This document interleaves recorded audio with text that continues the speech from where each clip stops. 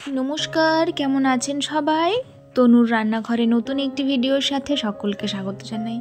আজকে নিয়ে এসেছি সকলের পছন্দের এবং ভীষণ স্বাস্থ্যকর একটি খাবার, ফেনা ভাত অথবা সেদ্ধ ভাত। আপনারা এই দুটো নামেই হয়তো অনেকে চিনে থাকবেন। তবে আজকে আমি শীতের সময় শীতের সবজি দিয়ে কিভাবে, শীতের সবজি আর সাথে ডাল দিয়ে কিভাবে ফেনা ভাত বাড়িতে করে থাকি সেইটাই কিন্তু আজকে আমি আপনাদের সাথে শেয়ার করব। তো প্রথমে এখানে আমি নিয়ে নিয়েছি 100 গ্রাম মতন শিম, বড় শিমকে 2 টুকরো করে নিয়েছি।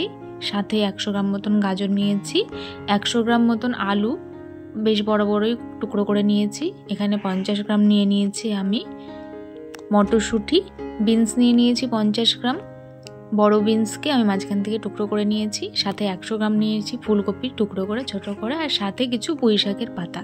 পুঁই শাকের পাতাটাকে আপনারা স্কিপ করতে পারেন, আর যদি ভালো লাগে তাহলে অবশ্যই দিতে পারেন, এটাতে কিন্তু অন্যরকম একটা স্বাদ নিয়ে আসে।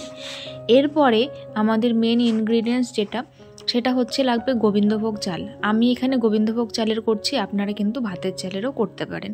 তবে গোবিন্দভোগ চাল দিয়ে তো করলে তো একটা অন্যরকম টেস্ট আসে, সেটা আপনারা বুঝতেই পারছেন। আমি এখানে চাল নিয়ে নিয়েছি 200 গ্রাম মতন, আর তার হাফ নিয়ে নিয়েছি কিন্তু আমি মুসুর ডাল। আপনারা চাইলে এখানে মুগ ডাল, মটর ডাল ব্যবহার করতে পারেন। তো প্রথমে আমি এই হাঁড়িটার মধ্যে ভাতটাকে রান্না করব, সেই জন্য হাঁড়িতে বেশ খানিকটা 1.5 লিটার মতন আমি জল দিয়ে দিয়েছি। সেই জলটা গ্যাস জ্বালিয়ে দেবার পরে প্রথমে যেই সবজিগুলো সেদ্ধ হতে একটু টাইম লাগবে সেই সবজিগুলো দিয়ে দিলাম। তার মধ্যে আলু আর গাজরটা আমি প্রথমে দিয়ে দিয়েছি।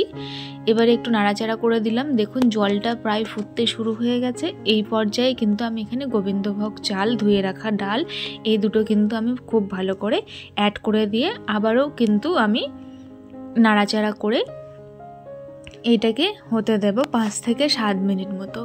যখন এটা খুব ভালোভাবে ফুটে যাবে সেই সময় আমি এখানে বাকি সবজিগুলো অ্যাড করছি। প্রথমে ফুলকপি, তারপরে বিনস, তারপরে শিম, সবগুলোকে আমি দিয়ে দিয়েছি। মটরশুঁটিটা কিন্তু আমরা পরে দেব, কারণ সবাই জানেন মটরশুঁটি কিন্তু সেদ্ধ হতে বেশি সময় লাগে না। তো আজকের রেসিপিটি যদি আপনাদের ভালো লেগে থাকে তাহলে আমার চ্যানেলটিকে অবশ্যই লাইক, শেয়ার, সাবস্ক্রাইব করে বেল নোটিফিকেশনটি অন করে রাখবেন। এতে করে আমার ভিডিও নোটিফিকেশন আপনারা সবার আগে পেয়ে যাবেন। দেখুন যেহেতু গোবিন্দভোগ চাল দেওয়া আছে, নিচে কিন্তু ধরে যাওয়ার সম্ভাবনা থাকে, সেই জন্য মাঝে মাঝেই কিন্তু আমি এইভাবে হাতার সাহায্যে নাড়াচাড়া করে নিচ্ছি। এই সময় আমি দিয়ে দিলাম 3টে কাঁচা লঙ্কা। কাঁচা লঙ্কাটা বাচ্চাদের যদি এটা খাওয়ান তাহলে অবশ্যই স্কিপ করবেন, আর বড়রা খেলে কোনো ব্যাপার না। কাঁচা লঙ্কাটা মেখে নিয়ে কিন্তু ভাতের সাথে খেতে ভালো লাগে। তো এটা দেওয়ার পরে 5 মিনিট মতন হয়ে যাওয়ার পরে আমি মনে হলো আমার জলটা কম, সেই জন্য আমি 1 গ্লাস মতন জল কিন্তু এখানে দিয়ে দিলাম, গরম জল। তারপরে কিন্তু মটরশুঁটিটা দিয়ে দিয়েছি। ভাত আর ডাল কিন্তু আমাদের 80% মতন হয়ে গেছে।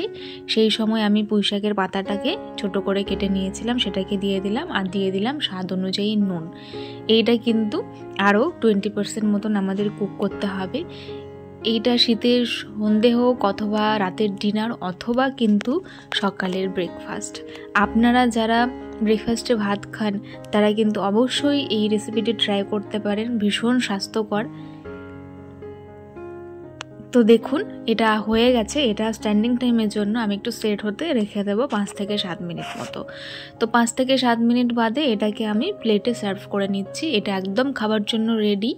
এইটাতে আর অন্য কিছু না দিলেও কিন্তু চলে, যেমন আলু সেদ্ধ মাখা বা অন্য কিছু। এটাতে এত কিছু সবজি দেওয়া আছে, আর সবগুলোই কিন্তু বয়েল, যেহেতু হেলদি ওয়েতে করা, সেই জন্য কিন্তু প্রচুর প্রোটিনে আর ভিটামিনে এটা কিন্তু ভরপুর। তো এই গরম ভাতটা সার্ভ করার পরে আমি একটু স্বাদের জন্য দিয়ে দিলাম দেশি গাওয়া ঘি 2 চামচ মতন, আর সাথে আমি নিয়ে নিয়েছি কিন্তু ডিম সেদ্ধ করে। আমি এখানে হাঁসের ডিম নিয়েছি, আপনারা চাইলে আপনাদের যেটা পছন্দ সেটা দিয়ে কিন্তু সার্ভ করতে পারেন। তো আমি এখানে 2টো ডিম নিয়ে নিয়েছি। এটি ভালো লাগলে অবশ্যই কিন্তু বাড়িতে ট্রাই করতে ভুলবেন না। আজ তবে আসি, দেখা হবে আরও একদিন আরেকটি ভিডিওর সাথে। ততক্ষণের জন্য খুব ভালো থাকবেন, সুস্থ থাকবেন। ধন্যবাদ।